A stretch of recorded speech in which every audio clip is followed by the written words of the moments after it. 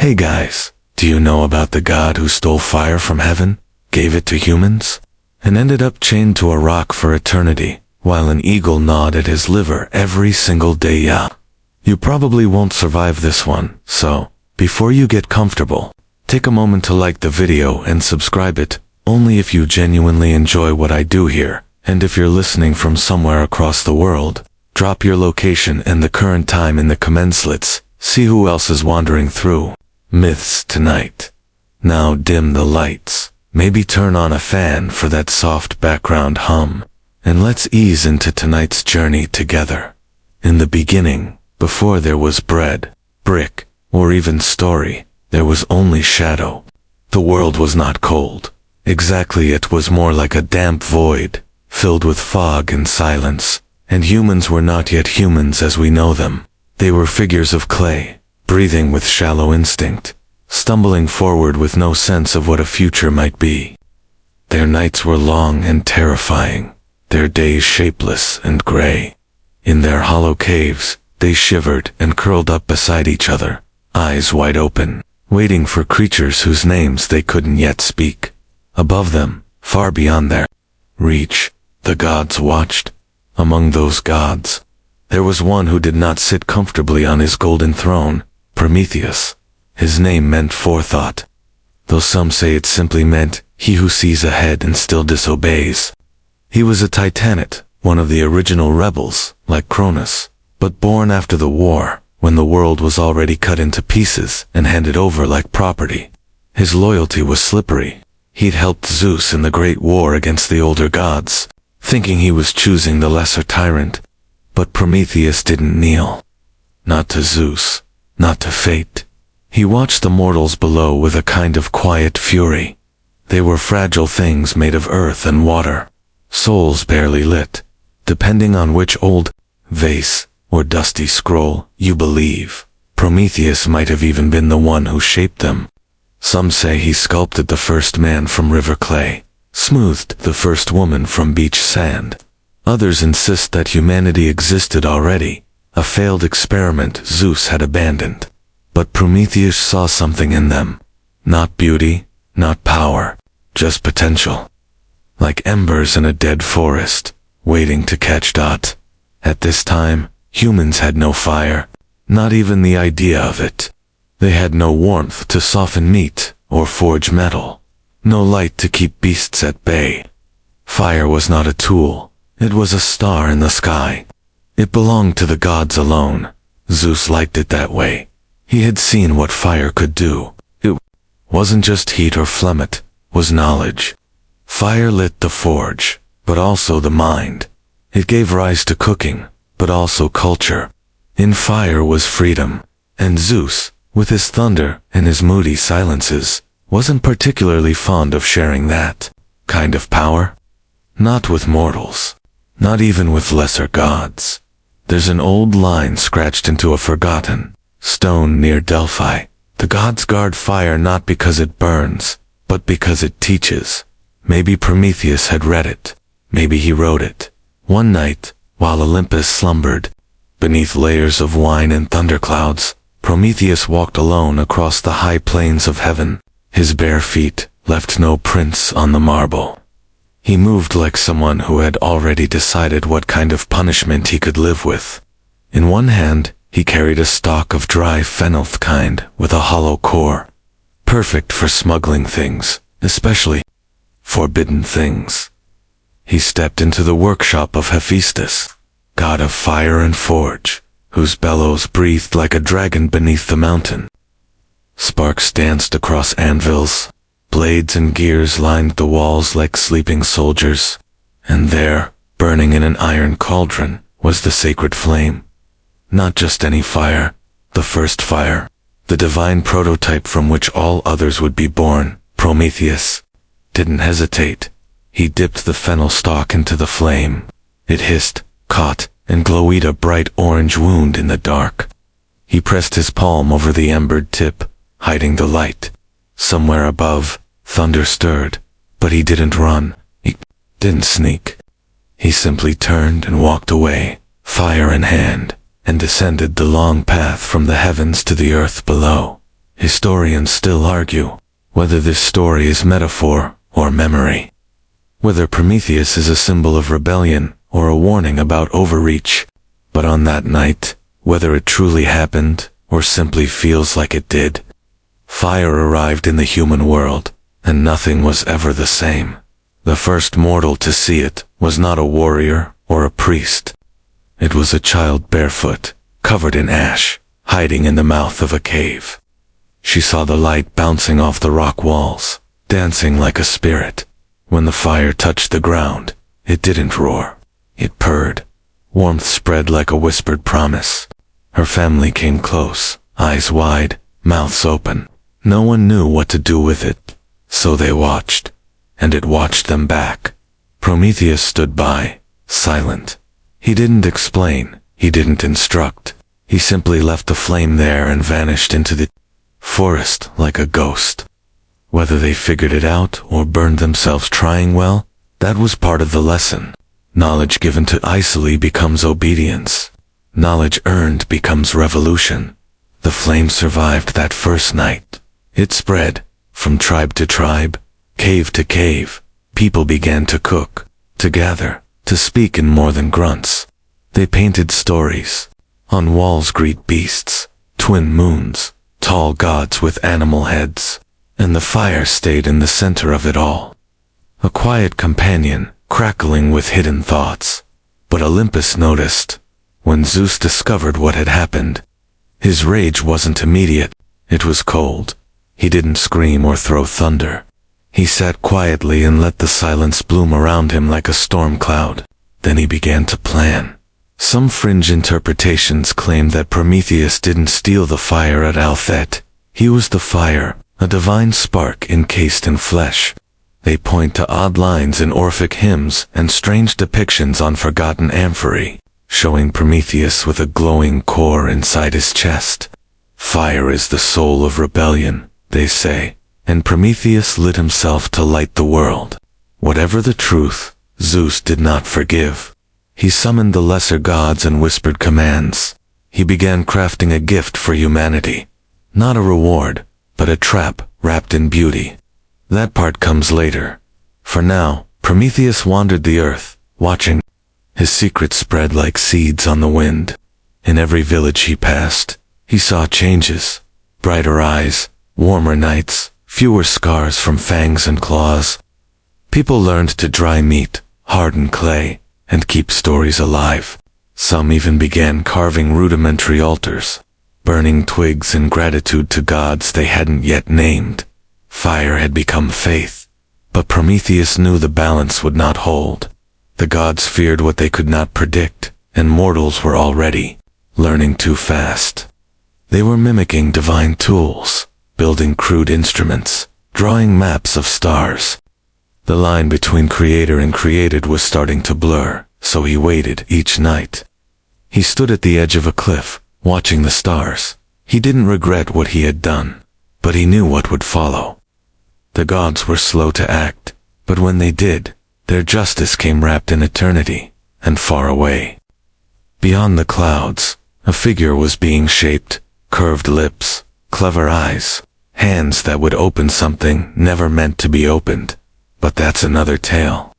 Waiting just beyond the horizon, for now, the world had fire, the world had warmth, the world had danger with a flickering heart, and in the quiet between night and dawn, mortals everywhere began to dream in color asterisk for the very first time. On the summit of Mount Olympus, where no mortal breath could reach, and time curled in on itself like smoke from a divine pipe. The gods lived in a strange kind of stillness. Not piacino, nothing so innocent. It was more like a pause between lightning strikes, a place where decisions could simmer for centuries before erupting in a single sentence. Olympus, for all its marble and gold, was a theater of uneasy alliances, and the gods who ruled it were less like parents to the world below, and more like distant landlords, with very strict contracts. At the heart of this immortal bureaucracy sat Zeus, the skyred thunder wielder, collector of grudges. He was not always cruel, but he was always aware of patterns, of threats, of changes in the currents of loyalty. And Prometheus, once a useful Titan ally in the old war, had become a ripple Zeus could no longer ignore. When word reached Olympus that mortals had true fire, the kind that cracked bone and softened metal, Zeus did not summon a storm immediately. He simply narrowed his eyes, leaned back on his ivory throne, and listened. He listened to the whispers of his council, to the songs drifting up from earth, to the way Prometheus's name began surfacing in mortal prayers, and he was not pleased.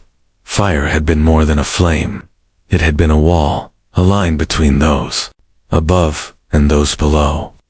Giving it to humans wasn't just theft, it was blasphemy. It suggested that the gods weren't gatekeepers of knowledge anymore, and Zeus had built his rule on being exactly that. He gathered the 12. Hera, stately and cold-eyed, was the first to speak. He should be punished, not just for the theft, but for the arrogance. She was always one for principle, even when it suited her personal vendettas. Athena was silent, as usual, calculating. Hermes offered a sly grin but said, "Nothing, a messenger, not a judge." Apollo ran a golden finger along his lyre and muttered something about balance and order. Only Hestia, goddess of the hearth, hesitated. Her domain was fire, after all, not the violent fire of war or the industrial forge, but the quiet, crackling warmth that gathered families and boiled grains. She tilted her head, listening to the way fire now hummed in the mortal realm. "They're changing," she said softly, "but not all change is corruption." Zeus heard her, but his mind was already miles ahead.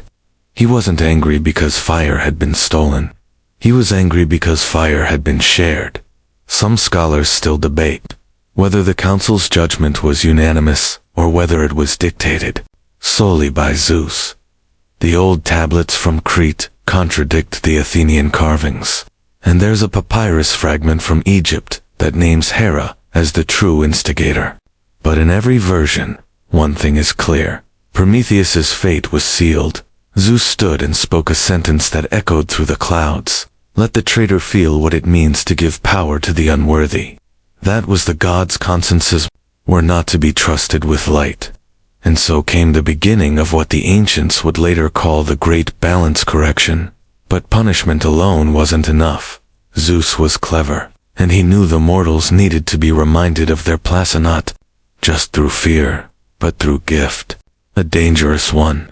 One that would seem kind on the surface, beautiful even, but would burrow deep into the heart of mankind and change it forever. Thus began the second plan. While Hephaestus hammered bronze and clay in his forge, crafting the perfect shape, the other gods leaned in with their own contributions. Aphrodite gave beauty. Hermes, a tongue swift enough to flatter and deceive. Athena, a touch of cleverness, but not too much. Each trait added to the figure that would become the god's final answer to Prometheus's gift. Her name would be Pandora, but back on Earth, Prometheus remained unaware of the storm forming above. He was walking the forests of Arcadia, watching firelight dance in mortal hands. Some were learning to trap it inside stone circles, feeding it just enough wood to keep it alive without letting it escape. Others were beginning to use it for light, during hunts or to scare away wild beasts. In a few places, fire had become a symbol not just of warmth, but of story. People were telling tales around it now, about spirits, about the stars, about Prometheus himself. He'd never expected to be made into a god. Yet here he was, mythologized in real time by the very beings he had tried to uplift. He was more curious than proud. Would they remember the truth? Or just the silhouette of it? There's a peculiar image on a Mycenaean cup, cracked and faded, showing Prometheus watching humans from behind a tree, hidden like a ghost. No one knows who etched it, or why. But it's one of the few pieces of art where the Titan looks more amused than anguished. Back in Olympus, however, amusement was in short supply. Zeus summoned Kratos and Biath, embodiments of power and force. Twin siblings with no agenda except obedience. He pointed toward Earth and gave them orders. Prometheus was to be captured, not killed. Death would be too brief. He needed to serve as a reminder, visible and eternal. Prometheus was found not in a fortress or temple, but seated beside a fire with a family of shepherds. They had invited him to share their meal, a hunk of goat cheese, barley bread, and stories, spoken in half-formed language. When the gods arrived, the shepherds scattered like dry leaves, but Prometheus did not run. He simply stood and looked up at the sky, as if confirming the inevitable. The gods say, he smirked. He was taken in silence, not shackled, not bruised, claimed, carried upward, toward a mountain that jutted into the sky like a broken tooth. The journey itself took days, or seconds, depending on whose version you believe. Time bends in myth, but the outcome was always the same. Prometheus was bound onto a cliff face, high above the world, where storms never stopped and no mortal foot could climb. Chains forged by Hephaestus himself, wrapped around wrists and ankles, each link humming with divine finality. There was no trial, no defense, only the sound of wind and the quiet approval of the gods. And still, Prometheus laughed, because he had seen the fire survive. He had watched children huddle around it, watched old women feed it, watched young men guard it with their lives. The gods could chain his body, but they could not unlight what had been lit. Some fringe theorists whisper that Prometheus let himself be caught, that his real rebellion had just begun, that, by becoming a symbol of eternal suffering, he gained more power than he ever had as a free titan. You can't chain an idea, they say. You can only make it louder. Back on Olympus, Zeus gazed down at the burning dots across the human world. Campfires, kilns, torches. They looked like stars that had fallen to earth. He clenched his fist and turned toward the new creation Thwan crafted in secret. Now breathing quietly in a marble chamber below the clouds, Pandora would walk among men soon, and with her, the gods would send a silence deeper than fire, wrapped in the rustle of a ribboned jar.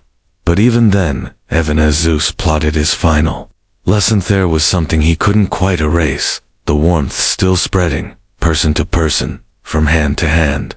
Because fire, once given, doesn't ask for permission, it only asks for more. Long before the theft, before the fire, before the eagle's shadow darkened a titan's chest, there had been a meal, a simple feast laid across a stone altar. Meat and bones, wrapped in smoke and symbolism.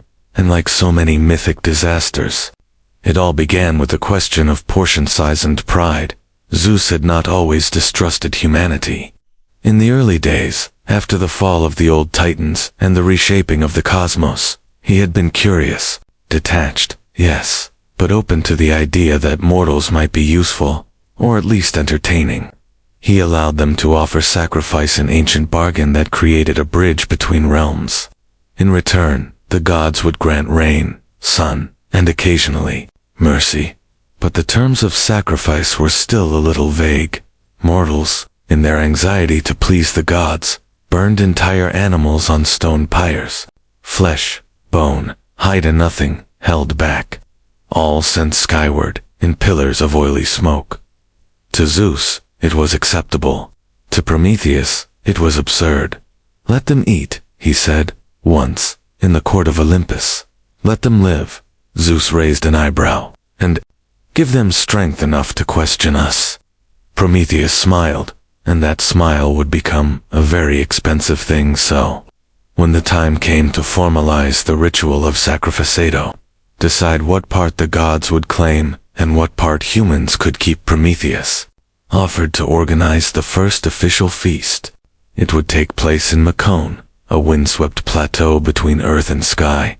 The gods would attend, mortals would watch, and a decision would be carved into tradition. Prometheus prepared 2 piles. On one side, the rich, steaming flesh of a great ox, savory and blood-warm, hidden beneath the unappealing stomach lining. On the other, a heap of gleaming white bones, polished and stacked like ivory pillars, shrouded in thick, glistening fat. When Zeus approached, Prometheus gestured grandly, like a showman revealing his final act. "Choose," he said, voice even. The king of gods studied both piles. Fat shimmered like fresh wax. Meat steamed beneath the sour sheath of stomach, and something call it suspicion or ego pushed him toward the bones. He pointed. This will be our share." Prometheus bowed, and from that moment, mortals were permitted to keep the meat of their offerings, burning only the bones and fat to honor the gods. A generous gesture on the surface. But underneath it, Zeus felt the sting of humiliation. He had been tricked. Worse, he had been seen being tricked by humans, no less. It wasn't just the meat. It was the message. You don't know everything. Historians still argue whether this story was meant as satire, morality, or political metaphor. Some ancient scholars claimed the tale was invented by temples to justify meat distribution. Others believed it was a veiled warning against questioning power too publicly. But either way, Prometheus's slight was recorded not just in scrolls and song, but in Zeus's memory. The king of Olympus began watching Prometheus more closely. He saw the titan slipping between realms, whispering to mortals, bending rules in ways too small to punish, but too bold to ignore. The trick at Macon had been the first flame, and fire, as Zeus would come to learn, was not always literal. Meanwhile, Prometheus remained calm. He returned to the forests, to the riverside camps of the firelit people. He saw how the new sacrifice ritual protected their meat for strength, fat for the gods. It wasn't fair, but it was better. They were eating more, living longer, making plans. In one village, a child brought him a carved figurine, lopsided, but unmistakably him. Broad shoulders, sly smile, fire at the fingertips. Prometheus laughed gently and handed the toy back. The villagers asked what pleased the gods most. He replied, curiosity. They didn't know it yet, but Prometheus had already placed them on a path the gods couldn't understand. With fire came independence. With meat came nourishment. With stories came memory. Every gift was a lever. Every gesture, a fracture. Some fringe interpretations of the myth suggest that Prometheus wasn't just provoking Zeus, was testing him, trying to pull the king toward compassion, or at least consistency. If he chooses the bones and fat, one tablet reads, then he has chosen appearance over substance, and that will be his flaw. Zeus did not take kindly to flaws being pointed out. Hephaestus, loyal and skilled, was tasked with forging the chains that would one day bind Prometheus. But even as he hammered them into existence, the god of fire glanced toward earth and hesitated. Was Prometheus truly a traitor, or simply ahead of his time? In Olympus, the conversations around Prometheus shifted. Once seen as a helpful figure, clever, strategic, even amusing, now became a problem to be managed. Athena, ever silent, began watching her father's face whenever Prometheus was mentioned. Hera's tone grew sharper. Hermes, delivering messages to and from the mortal world, began omitting the Titan's name from his reports.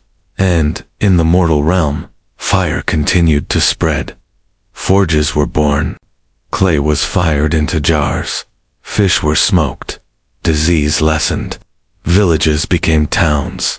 And stories strange, echoing stories began to bloom. They told of a Titan who tricked a god with a smile, who stole warmth from heaven and brought it to children, who didn't rule or demand, but walked among them like a wandering teacher. They carved him into cave walls, sang his name during harvests, and perhaps most telling, Glyben to see the gods as not infallible. Zeus saw the change. He heard prayers that no longer included fear, and that was the true crime. It was never about the meat, it was about the metaphor. Prometheus had redefined what power looked like. Not a throne, not thunder, but choice. Fire, and Zeus, like any ruler whose control begins to slip, began to reach for punishment. But Prometheus had never been hiding. He had been preparing. The trick at Macon was not an isolated prank, it was a message, written in the language of consequence. The gods, for all their glory, had blind spots. And now, humanity had just enough light to see them. There's an old inscription, possibly Orphic, possibly invented later. He gave them more than fire. He gave them mirrors. And that, perhaps, is what Zeus hated most. For all the smoke and ceremony of Olympus, for all the thunder and gold, the feast at Macon had exposed something raw, that even a god could be fooled, that even the mighty could be mocked. And once that thought took root in mortal minds, it could not be plucked out. Prometheus continued his travels, the memory of the feast burning behind him like coals in a long cold fire. In his silence, he carried the weight of what he had set in motion. He had altered the ritual. He had fractured divine certainty. He had started something that could not be stopped. And far above, in the glowing halls of Olympus, Zeus watched, listened, waited. But this time, he wouldn't make a show of his anger. This time, he would respond not with a feast, but with a gift. A perfect, devastating gift, wrapped in beauty, sealed with silence, and carried to earth in the shape of a woman. The gods believed themselves untouchable. Their halls stood above wind and storm. Their veins pulsed with ichor, and their secrets were carved into the bones of the universe. But there are always cracks, even in marble, and Prometheus, ever thinking had spent eons mapping them out. He had already laid the groundwork. The deception at Macon had softened Zeus's guard, redirecting his wrath toward the idea of human arrogance. Meanwhile, Prometheus watched, waited, and walked the thin line between myth and mutiny. But Firethat was the line he would step over. The plan was simple in shape, but impossible in risk. Take something divine and bring it into mortal hands. A theft not just of flame, but of control, of privilege, of balance. And perhaps the most astonishing thing is this: he didn't do it in secret, on Olympus. Fire was not merely an element, it was a symbol. It lived in Hephaestus's forge, in Hesper's hearth, in Apollo's chariot. The gods guarded it not because it was dangerous, but because it was illuminating. And nothing scared them more than mortals who could see too clearly. Some say Prometheus asked first, that he approached Zeus and offered a proposal. Let them share in our flame, so they may survive their winters and praise us with longer breath. If he did, Zeus surely laughed, or worse yet, didn't answer at all. So Prometheus acted. He ascended to the heights of Olympus when the gods were distracted. A celebration, perhaps, or a dreamstorm that kept them sleeping in marble silence. He moved like smoke through golden halls, not invisible, but ignored after all. Who would believe that one of their own would dare such a thing?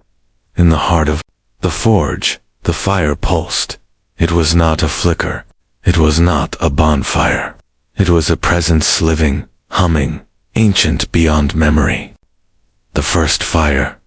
Some scholars believe this was the cosmic flame from which the stars were struck. Others think it was simply the gods' chosen ember, cultivated from the breath of creation. Either way, it glowed with something more than heat. It held intelligence. Prometheus stepped into the room. The light did not blink or dim. It welcomed him, or maybe it recognized him. In his hand, he carried a stalk of fenaldry, hollow, strong enough to cradle a coal without extinguishing it. This wasn't a random choice. Fennel was sacred to Dionysus, wild and subversive. It grew in chaos. It thrived in cracks. Prometheus dipped the stalk into the flame. A single coal nestled inside, alive with potential. No alarms rang out. No thunder cracked. He turned, fire tucked against his ribs, and walked away from Olympus. His steps didn't echo. His breath didn't steam.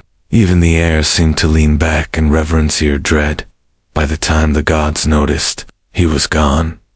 Historians still argue whether Prometheus truly walked from Olympus to Earth, or if the theft happened symbolically, in some dreamscape between realms. But every telling agrees. The fire reached the mortal world by his hand, and no one else's. Down below, humans huddled in caves. The cold was brutal that year. The sky had turned bitter, crops failed. Wolves came closer. Their fireless nights stretched long enough to blur memory and dream, and then it came. A stranger appeared at the edge of the tree line, silhouetted against the dawn. His eyes held starlight. His hands were cupped around something that glowed like a captive sun. He offered it without words. The people gathered, hesitant. The flame hissed, unfamiliar. A child reached out and flinched, but didn't cry. Another poked it with a stick. Someone tossed dry moss into its belly, and it grew. And just like that, the world changed. They fed it. They guarded it. They named it. Some called it gift, others spirit. Some believed it had a voice. Others believed it was Prometheus, come to live among them as light. They learned quickly. They boiled water, roasted roots, smoked meat. Soon, the sick healed faster. The strong grew stronger. Fear retreated from the mouth of the cave. Stories became longer. Nights became gatherings instead of silences. But fire gave more than safety. It gave curiosity. People began to experiment. Which would burn hotter? What stones made sparks? Could the fire be moved, shaped, controlled? Prometheus watched all this with something like awe, not pride, something deeper, a recognition. They were becoming. But the gods were not blind forever. From his throne, Zeus looked down and saw a world lit, in specks, campfires, torches, glowing eyes in the dark. The sight of it made his jaw tighten. Prometheus hadn't just stolen light, he had scattered it. Fire was no longer a secret. Zeus's anger did not arrive like a storm. It settled slowly, chilling the air of Olympus. His courtiers grew quiet. The muses stopped singing. Even the sun hesitated on its arc.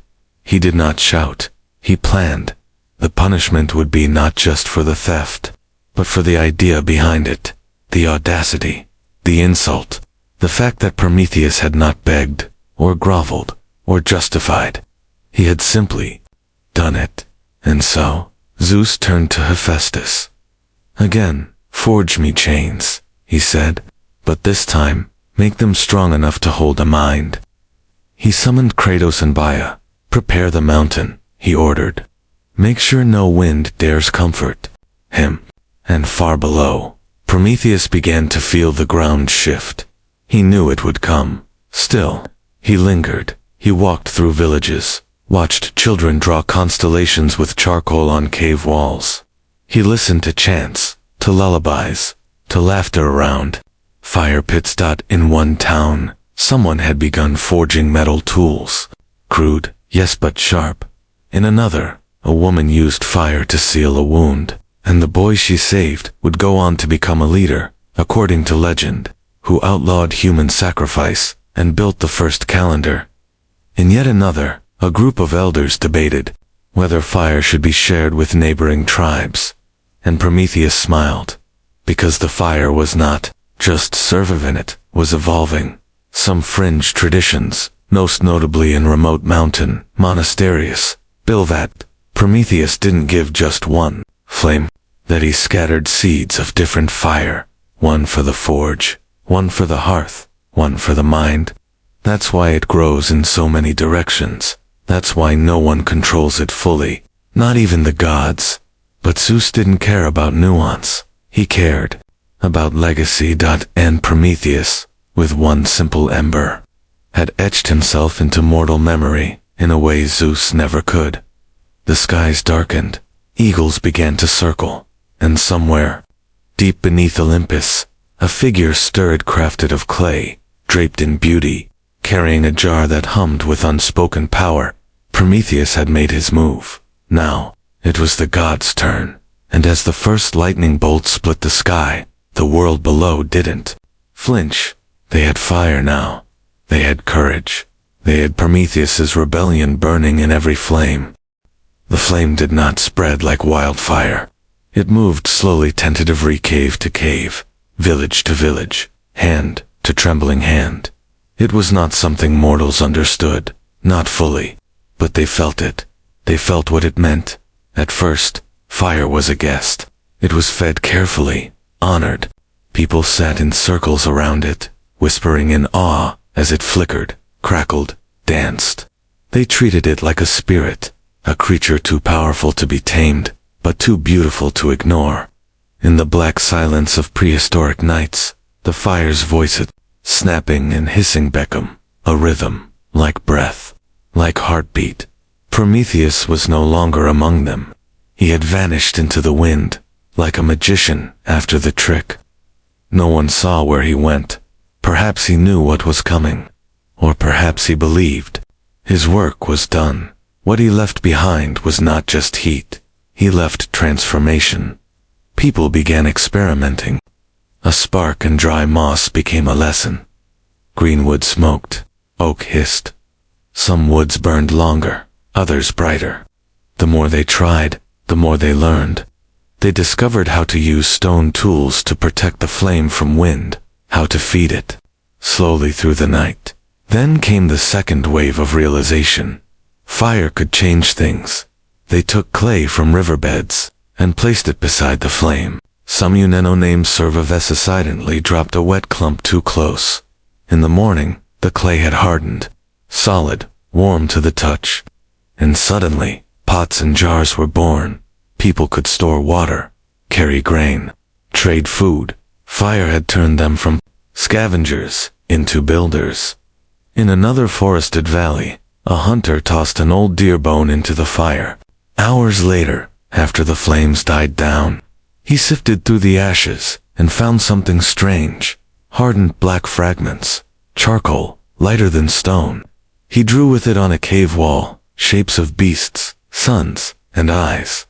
Fire became paint. Paint became memory. One day, someone placed meat near the edge of a flame, not close enough to burn, just enough to warm it. When he bit into it, it was soft, easier to chew, easier to digest. By accident, the first slow roast happened. It may not sound like much, but cooked food changed biology. Less energy was needed to chew and digest, freeing up calories for the brain, and slowly, minds grew sharper, more complex. Fire, quite literally, helped build the brain. Historians agree this point marks the beginning of rapid development. Settlements grew. People stayed in one place. They circled their lives around the fire pit. It became a centera, literal hearth. The word focus in Latin originally meant hearth fire. That tells you everything. And as fire took its place at the center of life, something unexpected happened. Dreams changed. People began to dream in images, symbols. There are cave etchings that show figures reaching toward the sky, toward something held in a stalk of fennel. Whether these were memories of Prometheus or inventions of early myth, no one knows. But the story had begun to echo. Some claimed the flame whispered to them, that it told them when to move, where to settle. A few painted eyes inside the flames. Others feared it, called it cursed. In one coastal cave, archaeologists found a shrine, 12 stones placed in a ring around a single blackened log. Offerings of bones and berries were arranged carefully, as if to appease the flame itself. In these early moments, fire was still half miracle, half mystery. But knowledge is a hungry thing. It didn't take long before fire became more than survival. It became power. The first blacksmiths appeared in Cooperic regions. They didn't call themselves that, of course. They were simply people who noticed the odd green stones that melted when placed in flame long enough. What began as accident became experiment, and soon, tools sharper than bone began to shape the world. The Bronze Age shimmered into view, carried on the shoulders of Prometheus's gift. Yet, not everyone embraced it. In some villages, elders warned that fire spoke with two voices, one gentle, one vengeful. A dropped ember could destroy a season's worth of grain. A toppled torch could devour an entire home. The same flame that cooked could also consume. They weren't wrong. Fires spread uncontrollably. Forests lit up like dry parchment. Smoke choked animals and children alike. Lightning no longer held a monopoly on destruction. Some communities began assigning firekeeper, Spal, whose job was to guard, feed, and understand the flame. This may have been the origin of priesthood, the first humans who touched the divine daily and lived to tell others how to do the same. One historical theory, whispered in esoteric circles, suggests that the first religious structure wasn't a temple, but a fire pit. That the altar came long after the ash ring. That long before prayers had names, people bowed to the flame. In this growing web of knowledge and risk, a pattern emerged. The more they understood the fire, the less they feared it. But fear, once lost, must be replaced. And the gods knew this. Zeus, watching from above, saw fire's effects ripple outward. He saw how mortals began to plan their days by the smoke rising from their neighbors. He saw warmth spreading where there used to be only cold. He saw humans becoming confident, too confident, and so he prepared his countergift, not another flame, something quieter, wrapped in silk, not sparks. A creation forged, not in fire, but in silence. Pandora, she was already being shaped, clay moistened by divine hand. Limbs molded with care. Hephaestus sculpted her body. Aphrodite gifted her allure. Hermes blessed her with charm and guile. Athena gave her the skill to weave and reason. Hera added curiosity, a dangerous thread, barely noticeable. And in her hands, Zeus would place a jar that hummed, a jar that whispered, sealed tight with secrets that had no name, only consequence. He would not take fire back. He would let mortals keep it, but he would give them something to fear again. Back on Earth, no one knew what was coming. They danced around their fires, sang into the smoke, dreamed of gods who might bless their hunts or ease their births. Some whispered of the firebringer, the man from the sky with the light in his hands. He became legend, then myth, then memory. But in one village, a child threw a burning stick into the river just to see what would happen. He watched it hiss and vanish, and from that moment, the idea of testing the flame was born. Soon, they would build ovens, smelt iron, harden bricks, cast idols. They would turn fire into weapon, engine, furnace. Prometheus had given them a gift, but Zeus had a gift of his own, and it was already stepping onto the world with soft feet and silent breath. Her eyes sparkled, and in her wake, the world would never be the same. She was not born like others. There was no womb, no cry, no blood. Pandora came from clay, smooth, pale, hand-sculpted, clay-shaped, not by nature, but by the divine. She was an answer, a symbol, a plan hidden behind a smile. Hephaestus, the divine smith, had molded her body with care. Not out of love, but instruction. His hands, rough from centuries of forging thunderbolts and celestial armor, moved with eerie delicacy. Each curve, each eyelash, each soft fold of her palm was perfect. When he finished, she looked almost mortal. Almost. Then the gods stepped forward, one by one, and gave her their blessings. Aphrodite brushed her hair, long and glistening, and whispered charm into her voice. Athena placed skill in her fingers, knowledge of weaving, of spinning, of cleverness held beneath stillness. Hermes gave her the gift of persuasion, words that danced, laughter that disarmed, silences that stretched, just long enough to pull a secret loose. And Zeus gave her curiosity, a deep, unquenchable hunger for the unknown. It pulled behind her eyes, invisible but ever present. They called her Pandora, all gifted. She opened her eyes, and the air around Olympus trembled just slightly. She was beautiful, yes, but there was something else. Not danger exactly, not yet, just the sense that something had been set in motion and could no longer be called back. Zeus smiled, She was not a weapon. Weapons are loud, sharp, obvious. Pandora was subtle. Her danger lay not in force, but in timing. She would not strike. She would unfold, and in her hands, Zeus placed a jar. It was large, made of bronze, sealed with wax and silk cords, and etched with symbols, in a language older than breath. She did not know what was inside.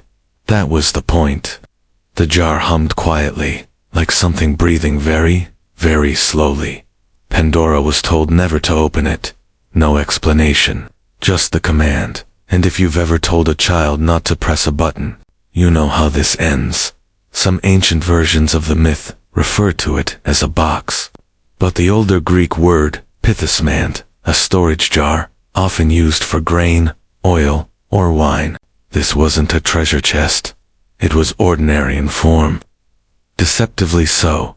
Scholars debate endlessly about what the jar truly contained.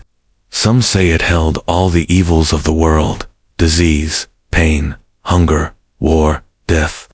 Others believe it was hope that lay trapped inside, and the opening simply released balance.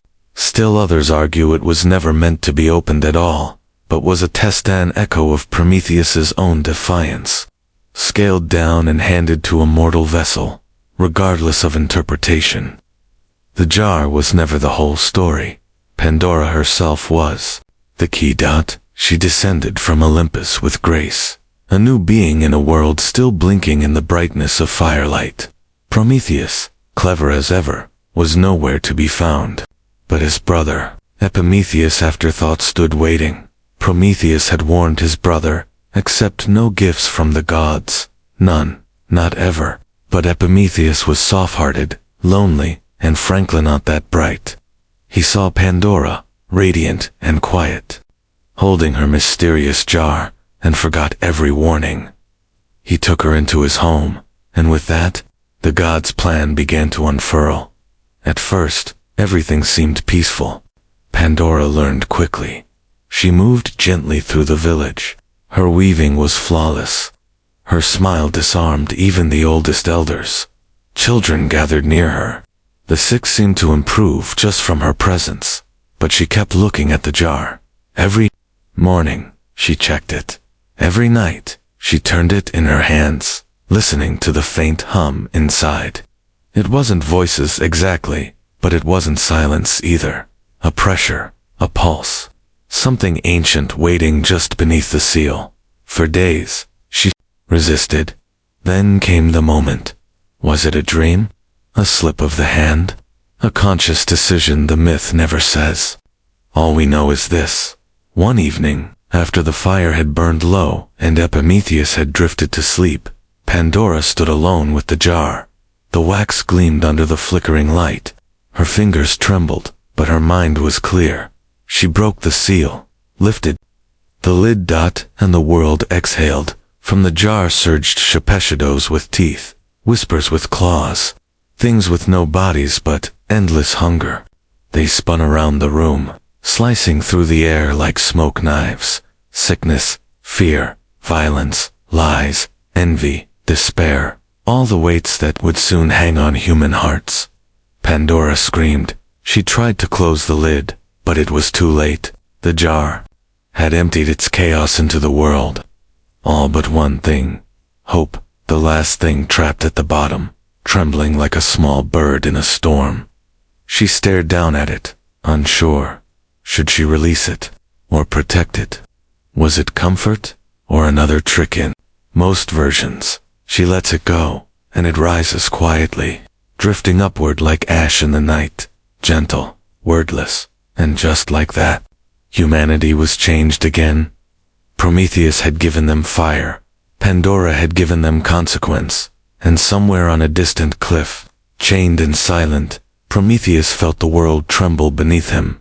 He didn't curse, he didn't mourn, he simply closed his eyes and waited, because he knew this was the god's answer. And he also knew it wasn't the end. The fire still burned, in villages scorched by new disease. People still lit torches, in homes touched by loss. They still gathered around hearths, and in every whispered prayer, In every plea for survival, there was still warmth. Not from gods, but from within. Some fringe philosophies, particularly in eastern Anatolia, believe Pandora herself was not a curse, but a mirror, that what she released had always been within us, and the jar was merely the frame. To open it, they say, was to begin knowing ourselves. Either way, the world changed. The fire was no longer a pure gift. It was now part of a heavier story. A story of love and betrayal, joy and ruin, light and shadow. A story that could no longer be unwritten, and humanity, still young, still trembling, kept going, kept learning, kept burning, because despite everything, shadows, the chaos, the earthy had something now that the gods could not take back. They had choice, and that, above all, was the most dangerous gift of all. There is a wind that never stops blowing along the edge of the Caucasus Mountains, not the playful kind that rustles leaves or lifts birds gently on its back, but a keening, relentless howl. It scrapes across the stone like teeth against bone, and it was there on a jagged, lonely peak above cloud and comfort that the gods chose to bind Prometheus, not in death, in endurance.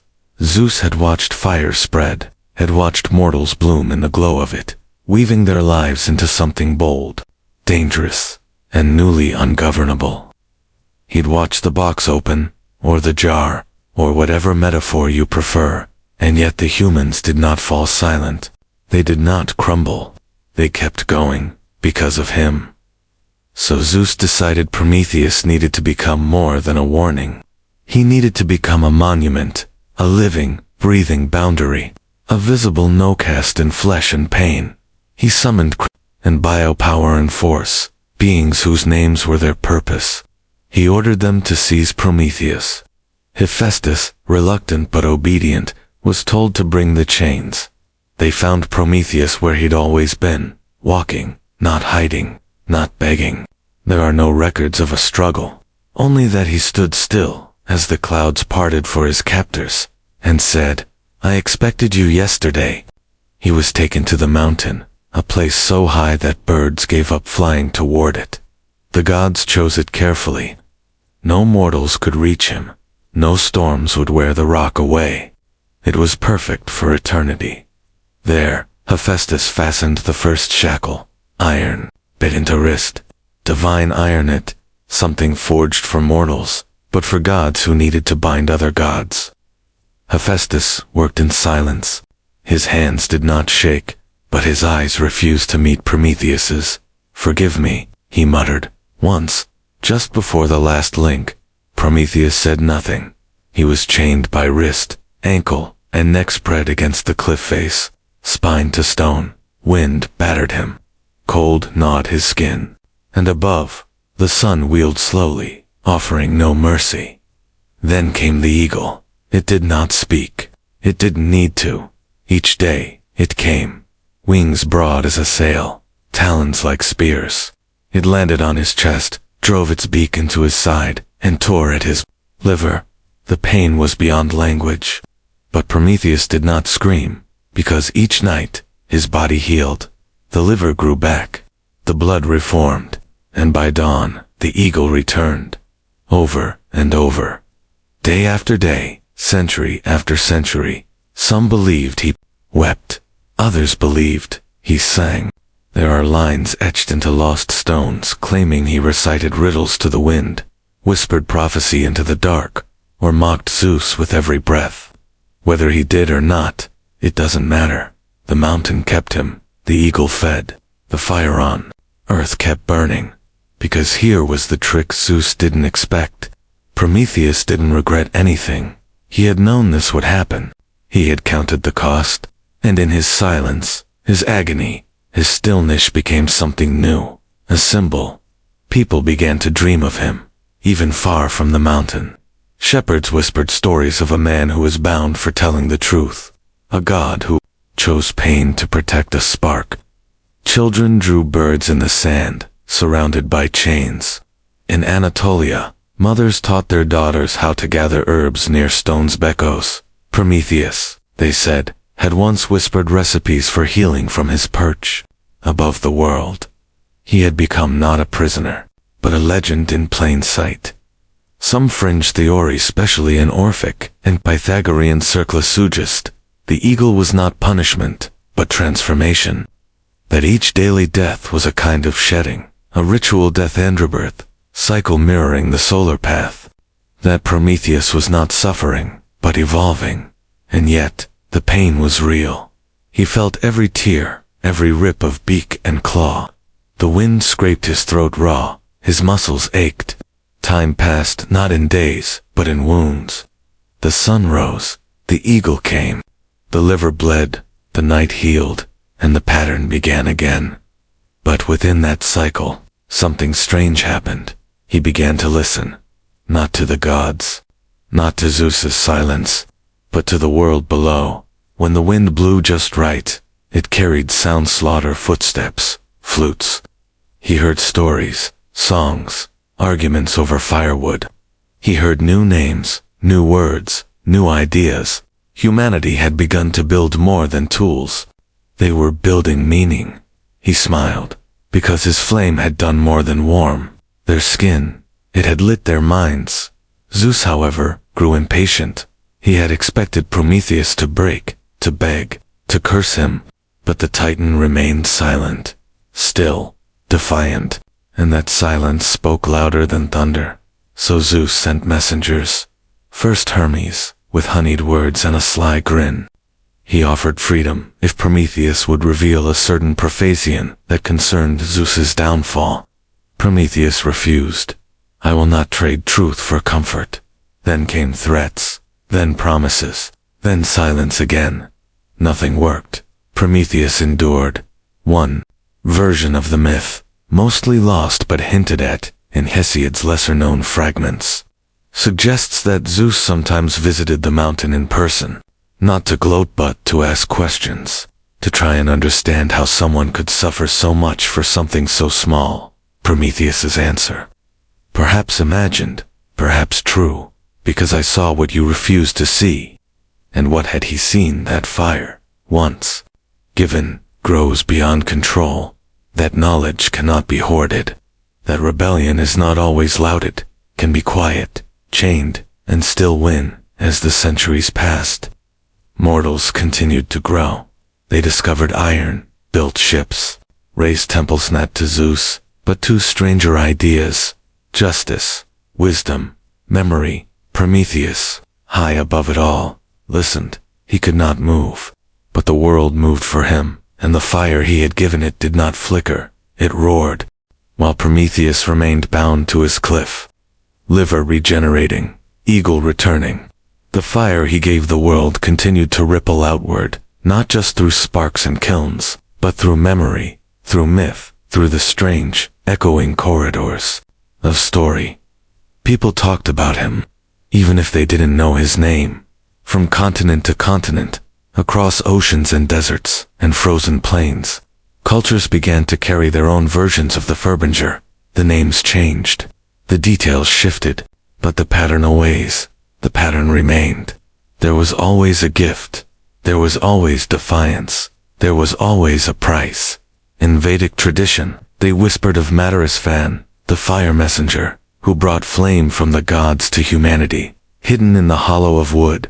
He did not face an eagle or chains, but his act still carried the same weight, a divine rebellion in service of human potential. In Polynesia, the demigod Mui used cunning, not strength.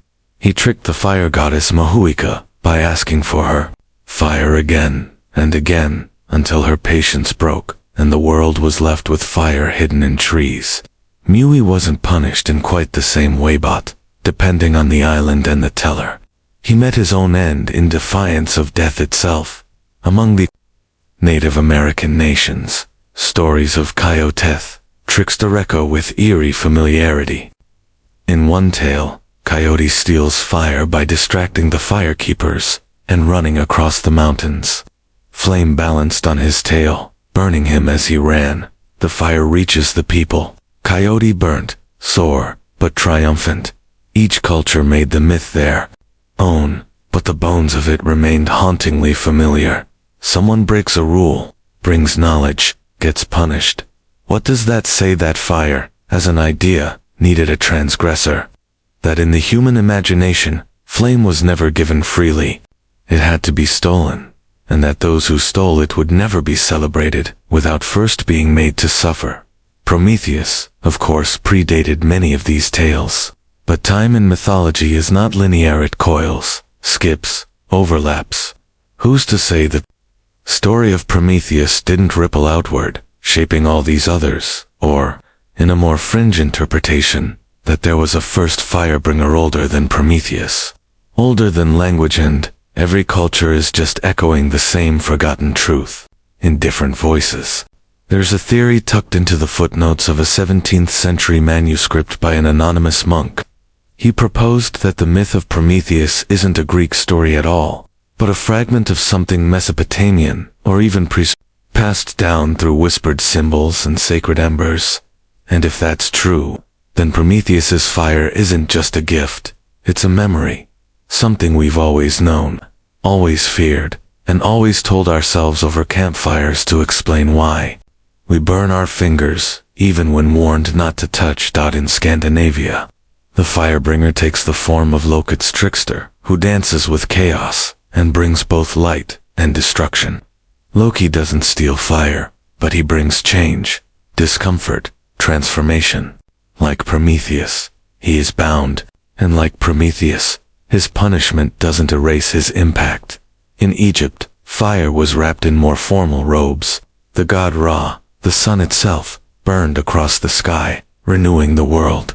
But it was Thoth, the god of wisdom, who was said to bring light to dark places, illuminating the mind.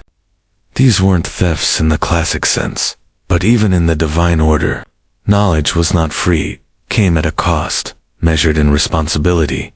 Prometheus's tale, then, was not alone. It was part of a chorus, and his fire continued to show up. In places where fire wasn't supposed to go, it entered song, rhythm, poetry.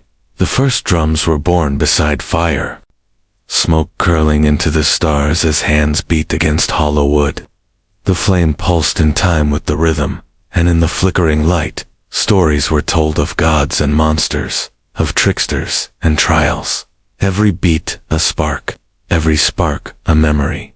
In the early epic poem Song, before Homer bards spoke of the Titan who defied the gods. Some said he was mad, others, noble. Some called him father, others fool, but no one forgot him. In time, fire came to symbolize more than just warmth or danger. It became ambition, desire, love, revolution. Poets compared it to hunger, to longing, to divinity itself, and with each comparison, Prometheus' gift expanded. It was no longer confined to the hearth. It lived in minds, in hearts, in dreams. He became the patron of thinkers. In ancient Athens, philosophers invoked his name when asking forbidden questions. Promethean thought. They called it bold, dangerous, illuminating. The kind of thinking that opens jars, breaks seals, and dares to light candles in rooms left dark for centuries. Artists painted him chained. Sculptors carved his grimace into stone. Playwrights gave him speeches laced with venom and clarity. I gave them fire, he says in one lost fragment, but what they did with ethot was never mine to control. Even centuries later, in early Christian texts, some theologians struggled with what to do with him. Was he a blasphemer? Or a Christ-like martyr, suffering so humanity might rise? Was his fire the serpent's whisper, or the breath of life? No one could agree. And Prometheus, still on his rock, still bleeding, still rebirthing, yet always listening, always aware, because stories, unlike chains, do not rust. They travel, they morph, they endure. And fire, once used to speak, cannot be silenced. In the quiet villages of the world, as children fell asleep, near fading embers, elders told them of a figure who defied the sky, who gave them the flame that cooks their food and warms their nights. Some called him a god, some a devil. but all called him necessary, and in those whispers, Prometheus remained, not just a character in a myth, but the fire within the story itself. The mountain never changed. Its cliffs remained sharp and cold. The wind carved invisible paths across the stone, never pausing, never growing softer. Below, the world shifted, drivers moved, forests rose and fell, but the peak stayed eternal, and so did its prisoner. Prometheus was still there, bound, breathing, but bleeding, bleeding, healing. He had long since stopped counting the days. Time had become circular. The sun rose, the eagle came, the pain bloomed. Night fell, the flesh mended. Repeat. His mind, however, never broke. Pain washed over him like tide over rock, roundless, but not erasing. There were moments, thousands of them, where he slipped into dreams, not sleep.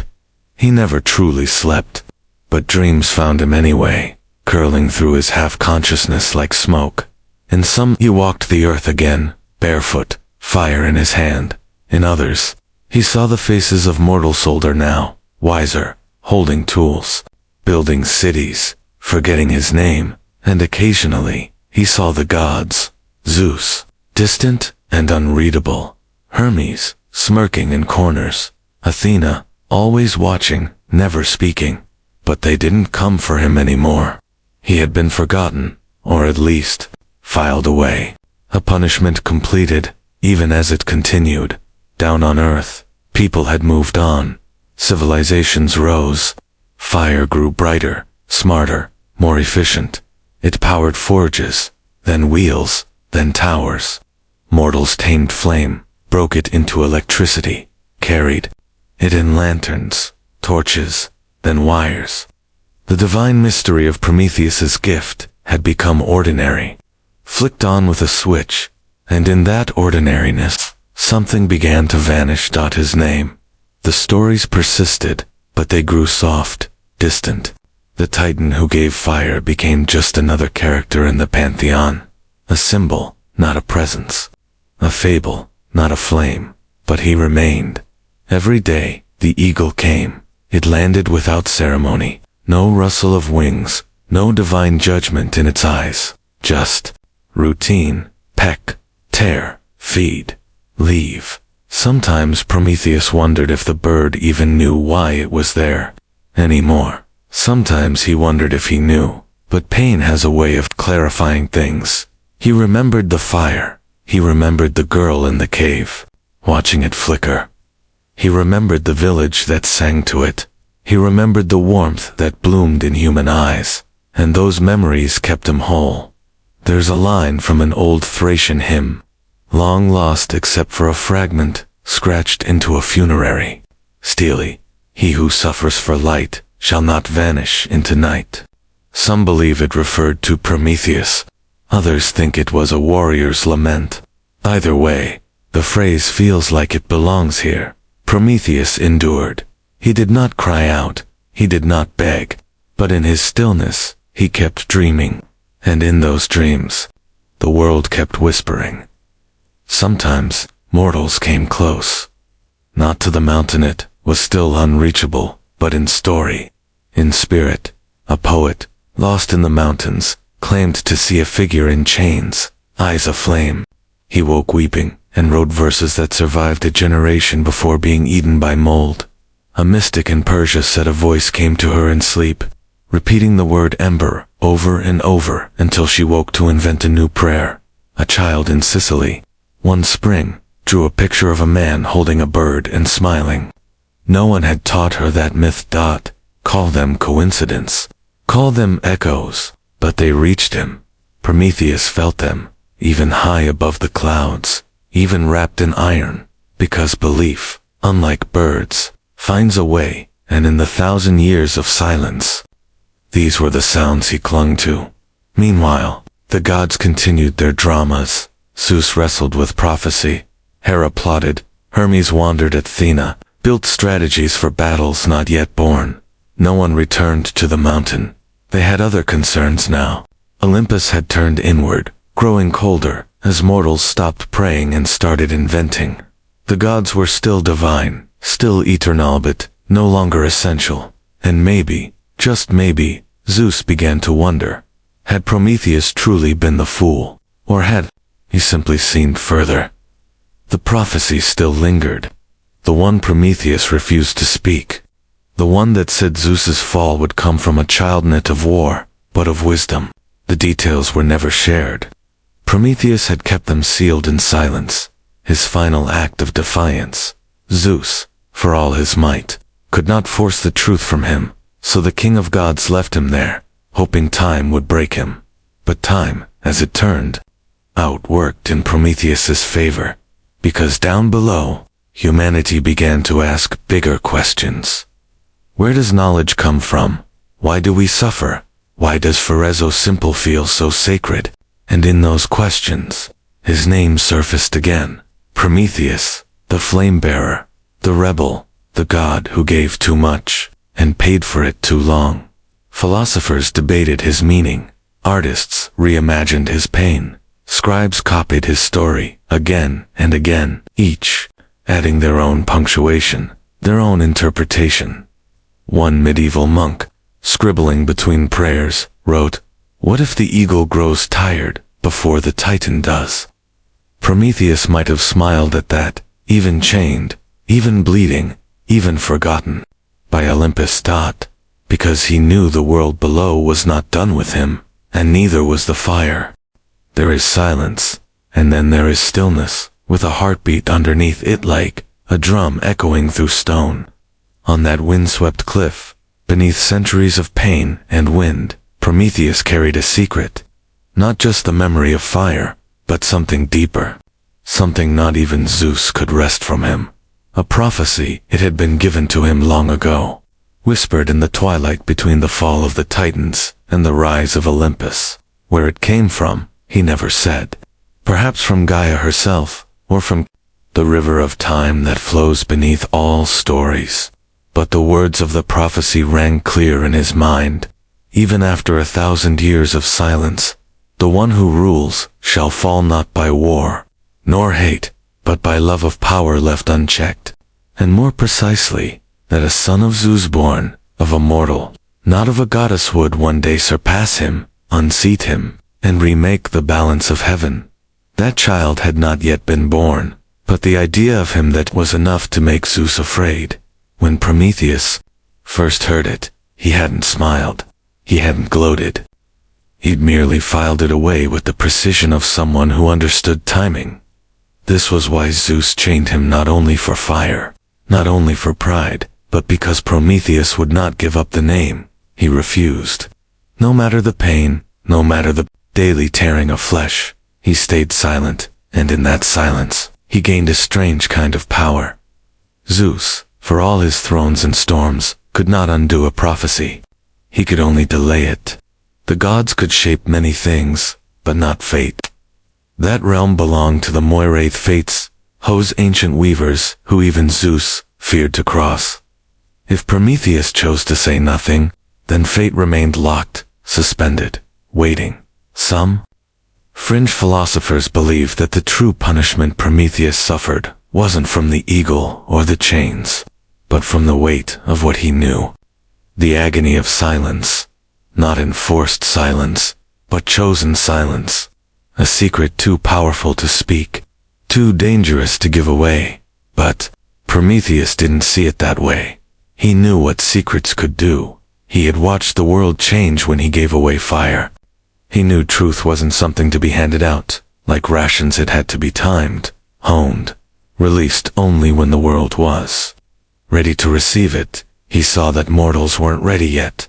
They still fought over embers, still hoarded flame instead of sharing it, still used light to burn one another rather than build. So he waited.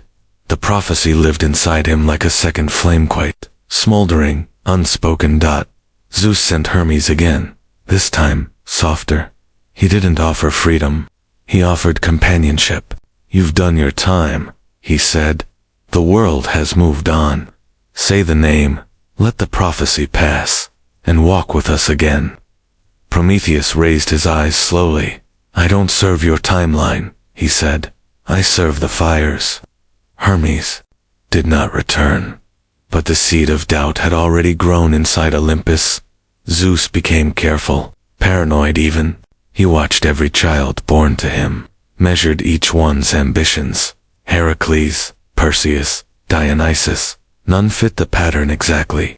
None could match the shadow Prometheus had painted with his silence. That silence became a kind of weapon. Prometheus didn't need thunder. He had restraint, and the gods, despite their power, didn't know how to fight that. Meanwhile, down below, mortals began to dream of freedom, not from gods, but from fate itself. They imagined new ways of living. They drew maps, built philosophies, questioned authority. The fire was growing, not just in flame, but in thought. Prometheus, bound but ever-seeing, noticed. He listened to the winds as they carried strange prayers to his cliff. Prayers not of fear, but of doubt. And that was more revolutionary than any rebellion. One day, in the third age of bronze and dust, a boy climbed the base of the mountain. He never reached the summit, but he climbed farther than anyone before. When he returned to his village, he spoke of a man in chains who smiled through blood and wind. A figure who whispered a single phrase, "Not yet." That boy later became a poet. His words spread. The story was reborn. The idea that there was a truth not yet told, a secret not yet given, that became its own myth. Mortals began to wonder, what if we're not supposed to know everything all at once? What if power without timing is just another kind of curse? Prometheus became more than the fire giver. He became the keeper of the unsaid. In Eleusis, an underground cult formed around the idea that some knowledge must be earned slowly. They wore chains during ceremonies not as punishment, but as a promise that truth should be carried, not thrown. In Rome, Stoic philosophers whispered his name alongside virtue and endurance. Pain is nothing, one wrote, if it serves the preservation of justice. Even playwrights gave Prometheus new voices. In Aeschylus's version, he speaks clearly, "I know the name, I know his fate, but I will not speak it. Let him rise." On his own, Zeus, watching from his cloud palace, heard these words repeated by mortals. He felt the prophecy tightening around him like an invisible snare. The silence had become prophecy's armor, and the one who held the key refused to unlock. It thought one could argue that Prometheus, chained to that cliff, had more power than the king of gods, not by rule, but by refusal. Because sometimes the loudest sound in the world is what someone chooses not to say. And somewhere, perhaps, in a city still being born, or in a forest untouched by empire, a child began asking the right questions. Prometheus waited because the time was coming, not for revenge, but for release. The wind never changed. It was sharp, relentless, always dragging across the bones of the mountain, like fingernails on a harp string. The sky above was merciless. No clouds, no shelter, just the quiet movement of time, measured in sunlight and eagles' shadows. And still, Prometheus remained. He didn't count the years anymore. He didn't flinch at the talons. The eagle came like clockwork, ripping and tearing with the same silent rhythm it always had. Flesh gone, flesh reborn. Each cycle echoing with the same ache, yet duller, no burnt into normalcy. But today, something felt different. He could sense it in the way the air held its breath, in the way the eagle didn't land right away. A ripple in the pattern. Something new was coming. Someone new, far below, beyond the clouds and rivers. A man was climbing. Not just any man. A son of Zeus. Broad-shoulderedly unskinned, moving with purpose, born of destiny and labor. Heracles. 12 labors behind him. Countless scars, muscles that had bent the earth itself. And now, on his journey through the edges of the world, he had come to this forgotten place. This mountain, this cliff, this prisoner. He had heard stories of the Titan who defied Olympus, of the one who gave fire, of the god who would not kneel, and maybe, just maybe, Heracles had questions of his own. When he reached the summit, feet bleeding, lungs burning, gaze saw the figures stretched against stone. The chains were not rusted. Divine iron never weakens. The wounds fresh as ever. The eagle hovered in the air, hesitant, like it sensed what was about to happen. Prometheus looked down, his eyes centuries old, flicked toward the stranger. He studied him not with curiosity, but recognition. Son of Zeus, he said, his voice, raw but steady. Took you long enough. Heracles didn't speak right away. He walked a slow circle, examining the bindings, the cliff, the sky.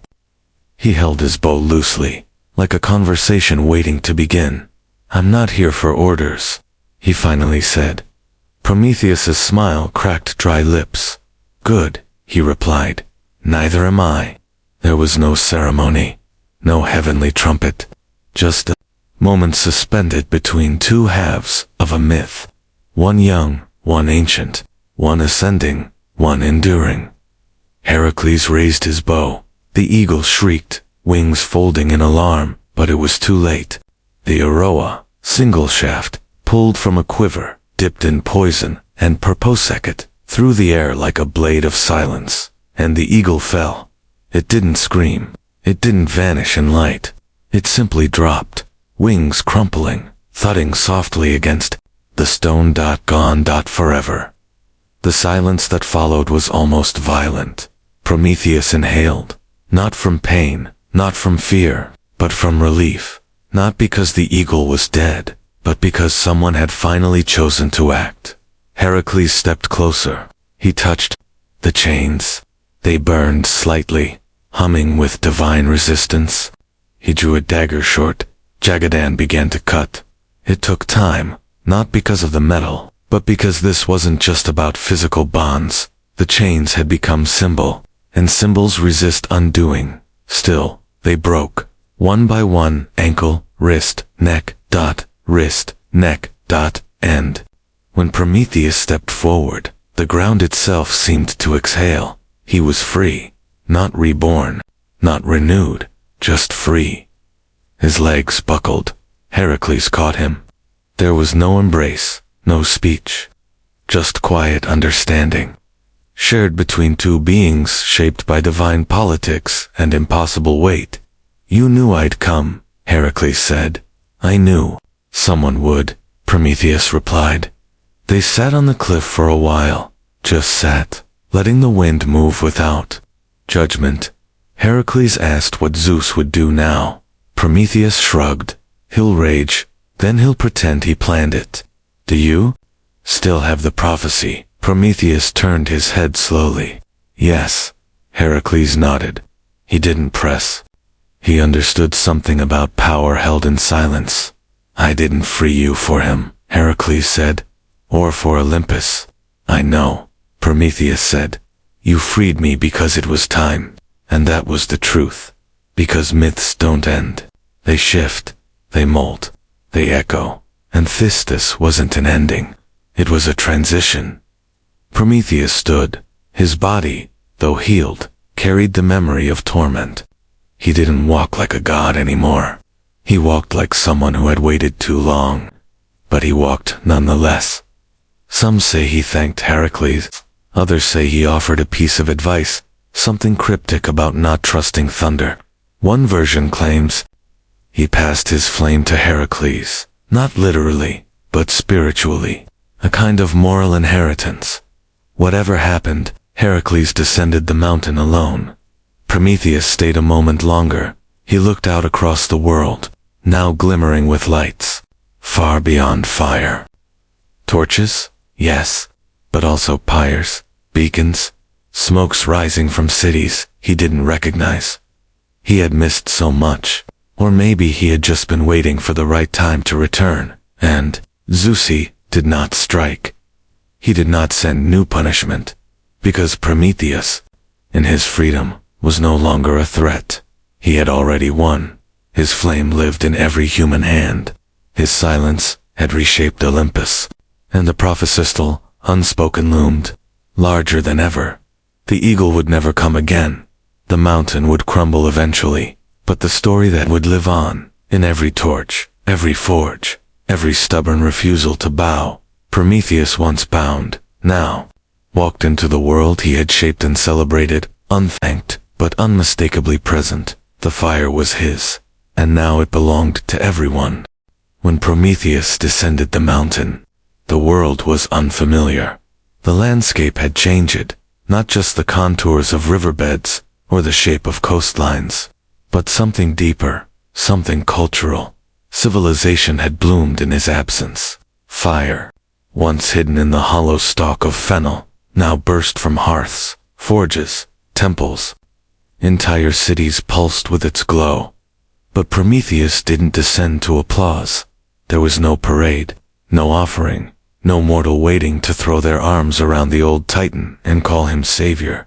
They had forgotten him, or worsely, remembered only the outline, the myth, the silhouette painted in shadow and flickering flame.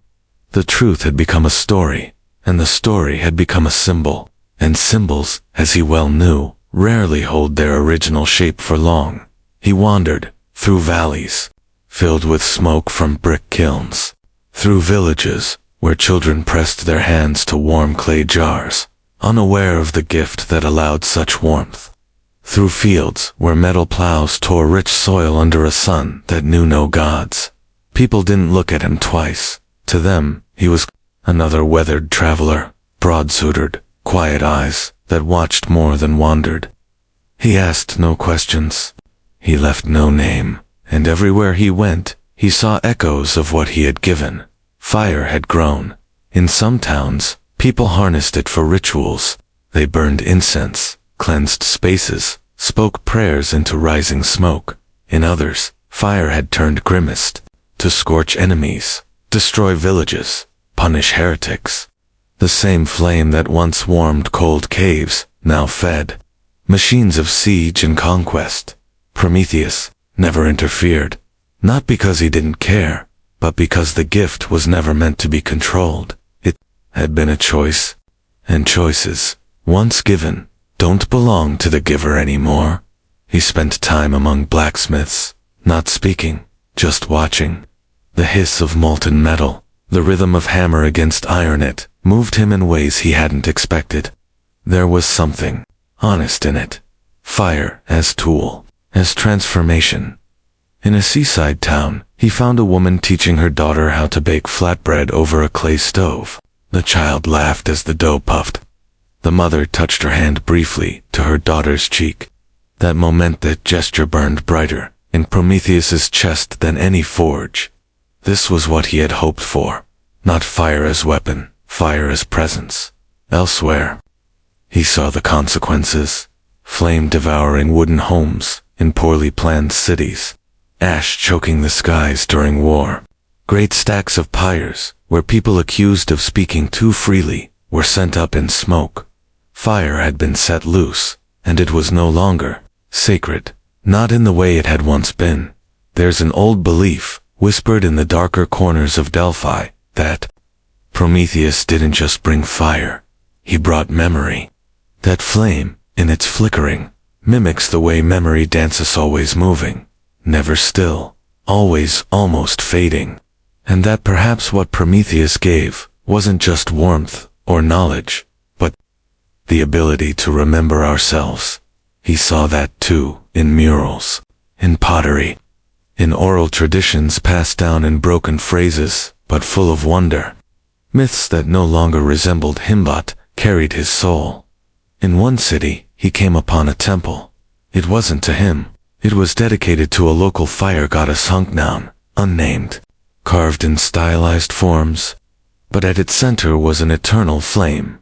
He stepped inside. People knelt there, prayed, not for heat or for weapons, but for guidance, for clarity. Prometheus knelt to dot, not to pray, to listen, and in the hum of the flame, in the voices of those gathered around it, he heard something impossible. Hope, not in its purest form, perhaps, but in fragments. A mother whispering protection for her son. A traveler asking for safe passage. A child, eyes closed, asking for nothing but a good tomorrow. Prometheus breathed in that moment, and he knew. His punishment had not been for fire alone. It had been for trust. For believing that humans, though flawed and violent and forgetful, could be stewards of something divine. Zeus had wanted obedience. Prometheus had given them responsibility instead. And now they were trying, failing sometimes, succeeding in strange places, but trying nonetheless. He walked out of the temple. The sun was low. The flame behind him burned steadily, and in its light, his shadow stretched long and soft. Later, he found himself near a lake. He knelt at the shore and looked at his reflection. He barely recognized himself. The years had etched valleys under his eyes. The chains had left invisible scars, twin bands around wrist and ankle that throbbed only when he touched cool water. But in his eyes, something still burned, a glint, a spark. He stood, dripping, and looked up at the stars. "Do they still fear me?" he asked quietly. The stars, of course, said nothing, but the fireflies danced in a shape not unlike an Igleend. Then, scattered, he smiled. Some scholars toes, fond of as in late night, Winus August, Prometheus never truly left the mountain. That he walks only in vision. That his descent was metaphor. That every culture, every era, must free him again. Others believe he lives among us still. In the stranger who repairs a village oven, without being asked. In the child who lights a candle. In the dark, without fear. In the teacher who opens the world with nothing but a question. Wherever he is, Prometheus is no longer chained, but his flame continues to test us, not with heat, with choice, because once the divine has been given, it cannot be buried. It becomes part of the world, and part of the world will always burn. Prometheus was never alone, not in his punishment. That was his alone, sharp and specific bet in the pattern, across continents and centuries. Stories flickered into being that followed the same strange Firat arc, a divine or clever figure who took flame from its gatekeepers and brought it to the world below. Different names, different costumes, but always the theft, the gift, the price, in the sacred hymns of the Vedas. Long before the first Greek vase was fired, there is mention of Madarivana, mysterious figure who journeys into the heavens to retrieve fire from the gods. He does not chain himself to a cliff or bleed under beak and talon, but the task is dangerous all the same. Some texts call him a god, others, a messenger. But the heart of the tale is unmistakable. Flame was hidden, and someone had to take it. Back in the Polynesian islands, the story belonged to Mui, the clever one. He didn't just pull islands from the sea or slow the sun, also tricked Mahuika, the goddess of fire. Depending on which version you hear, he visited her repeatedly, asking for fire, claiming he had lost it, until she offered him the last of her sacred fingernails, one, burning with divine flame. When that too was taken, fire leaped into the trees, and ever since, humans have coaxed embers from wood. Mui didn't suffer like Prometheus, but he too was punished eventually, not for fire, but for reaching beyond his bounds, trying to steal immortality, challenging the final lock. And the gods, they never forget a thief. In the dry plains of Africa, among the sand people, there are stories of the mantis, or sometimes a hare, who brings fire to humans after stealing it from a divine ostrich. In the Cherokee tradition, Grandmother Spider sneaks into the land of the gods with a clay pot balanced on her back, weaving her way between danger and flame until she captures a coal and brings it to earth. She doesn't roar, she doesn't strike, she weaves, and that matters, because fire isn't always won with muscle or violence. Sometimes it's stolen with patience, with cleverness, with quiet defiance. In Siberian mythology, there's Kut, the raven, a trickster, a meddler. He finds fire hoarded by demons, and releases it through laughter and chaos. Again, the theft, the risk, the gift, and across the Americas, Coyote dances through fire legends like a shadow in torchlight. He's not wise, He's not careful, but he's willing to burn his tail, to risk the god's fury, to sprint across the mountains so others can cook their food and warm their children. What do these stories tell us? That humans never believed fire was a gift. Not entirely. It was something seized, wrestled, won, and that the ones who brought it back were rarely rewarded. They were, more often than not, punished, or misunderstood, or transformed. Prometheus knew this, even as he walked the new world. His feet touching lands that had never heard his name, he could sense the familiar shape of his own myth mirrored in others. He saw altars raised to trickster gods, songs sung to spider women, paintings etched in firelight that told of birds and beasts who brought the warmth of the stars to the mud of earth, and he understood something important. He had never been alone. The act of defiance he'd made a choice to bring light to those who'd been denied. It was not uniquely his. It was a universal rhythm, a spark that ignited again and again, wherever darkness lingered too long. Some scholars argue that these firebringer myths evolved in isolation, emerging naturally wherever early humans tamed flame, that no grand connection exists, that we simply love stories of rebellion and transformation. But others, quieter, perhaps stranger, believe these myths are not echoes. They are memories, pieces of an older truth, scattered across tongues and mountains, retold by spirits who remember the first flicker, the first burn, the first theft. They say Prometheus isn't just Greek. He's everywhere, and not just as a titan. Sometimes he is a god, sometimes a raven, sometimes a spider, sometimes a girl who climbs a tree and steals lightning, sometimes a shadow that whispers how to strike flint in a cave. And what do they all have in common? They give fire without permission. They break divine law to serve something more divineth, survival and awakening of life. There's an obscure Babylonian text, damaged by time, that speaks of a bearer of ash who dared light the first lamp against the will of the Sky Father, the punishment erasure. But still the lamp stayed lit. In that, too, the myth lives. Prometheus, wherever he walks, carries their memory. He knows the names. He speaks them in the wind sometimes, when no one is listening, just to say, I remember you, I see you, we did this together. And down below, the stories continue to evolve. They shift with the language. They blur with the seasons. In one region, Prometheus is a lonely bird with gold-tipped wings. In another, a silent man with a glowing heart who gives warmth to a child and vanishes. The myth doesn't need his name anymore, only the shape of it, because the story is older than Olympus, older than fire itself. It is this: someone will always steal what should never have been hoarded, and someone will always pay the price, but someone else will light the flame again. The fire that Prometheus gave was never meant to stay in one shape. It began as a flickering warmth, a miracle, in the hands of shivering humans. But over centuries, it evolved. It stopped being a mystery.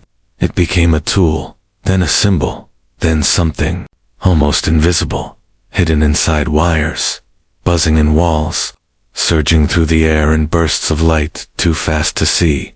Prometheus's gift had turned into lightning, not the kind that strikes from Zeus's hand, all noise and spectacle, but the quiet kind, the kind that pulses behind every screen, that keeps cities alive while they sleep, that hums gently inside the socket on your wall, right now, waiting.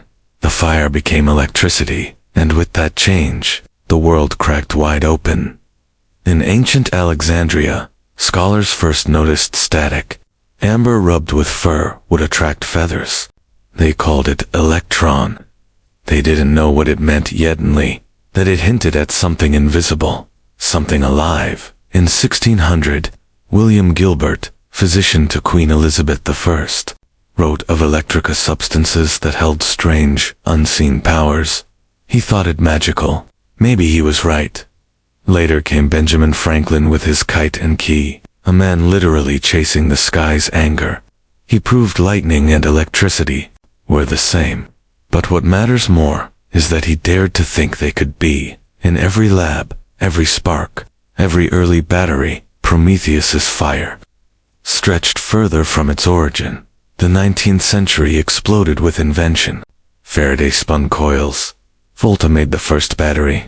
Edison, Tesla, names like Titan channeled fire into filaments, wires, motors. What Prometheus lit with fennel. They drove through copper dot, and the world lit up. Street lamps banished darkness.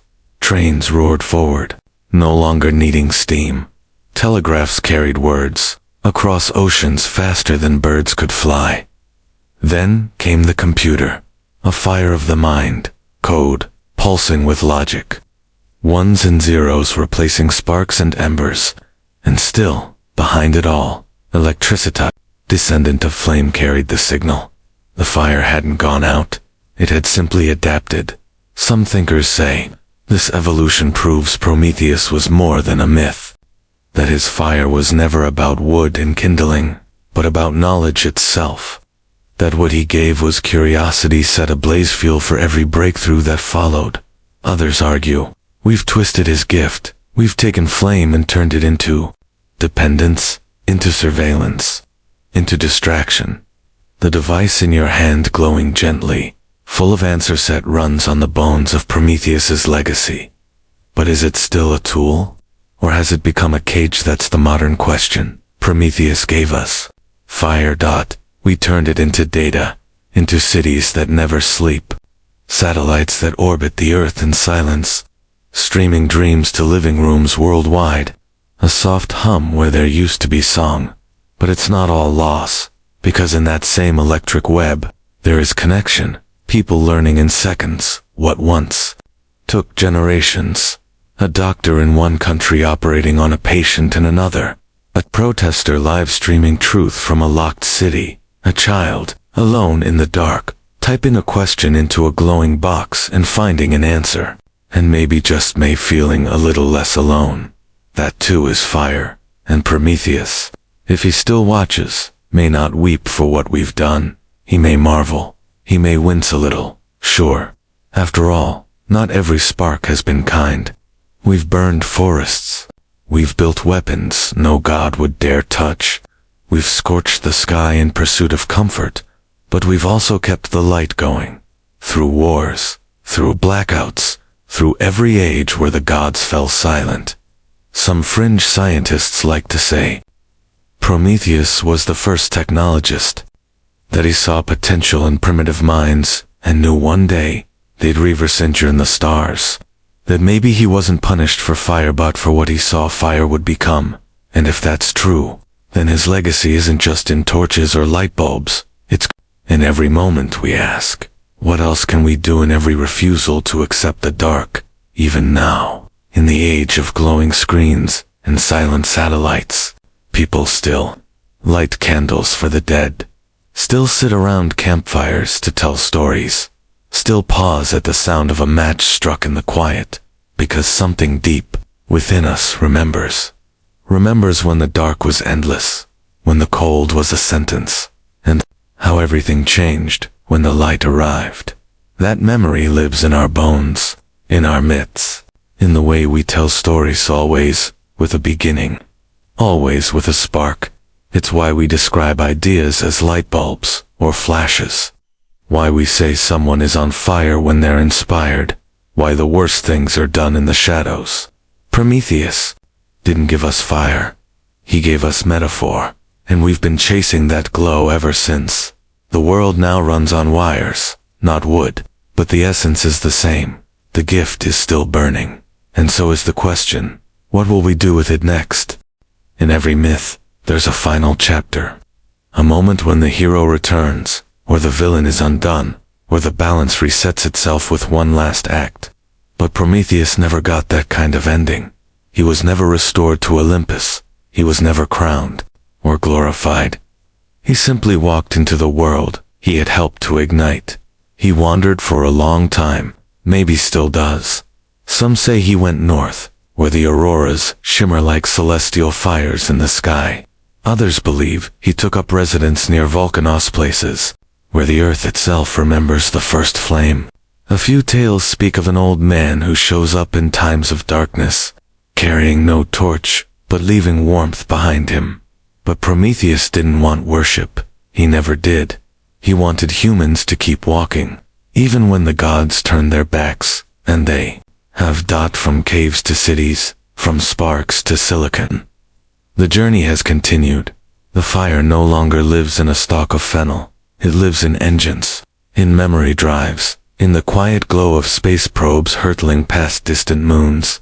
It lives in the match you strike before lighting a candle, in the thought that leads to another, in resistance, in compassion, in questions we're still too small to fully ask. Prometheus no longer needs to be remembered to be present. Every act of rebellion in service of Kindish is there. Every truth told at great cost is there. Every time a child is taught how to make something, build something, fix something, he's there, even now, even in you, because fire was only the beginning, and now the flame belongs to us. So here we are. The mountain has crumbled. The chains have rusted to dust, and Prometheus, that stubborn, luminous spark of defiance, has passed into story. But story has a strange way of surviving. You might not see his name in the stars. You might not find his temple in a travel guide. But you've walked through his legacy without even knowing it. Every time you flip on a light, every time your fingertips dance across a glowing screen, every time you feel something awaken some spark of curiosity or defiance, or happy hour, touching the edges of the flame he left behind. It's quieter now, not the roar of a bonfire, but the soft hum of presence, in street lamps, in campfires, in the single candle someone lights for someone they've lost. The gods have grown distant, but the fire, it's still here, still waiting to be shared. So, take a deep breath, let it fill your chest. Let it warm your spine, let it settle behind your eyes, like a fading ember, because sleep, too, is a kind of fire, a gentle one, a place where dreams flicker and burn for just a little, while before morning comes. And when you wake, maybe you'll carry a little of him with you, not the titan dot, not the punishment, just the light, flickering steady, yours.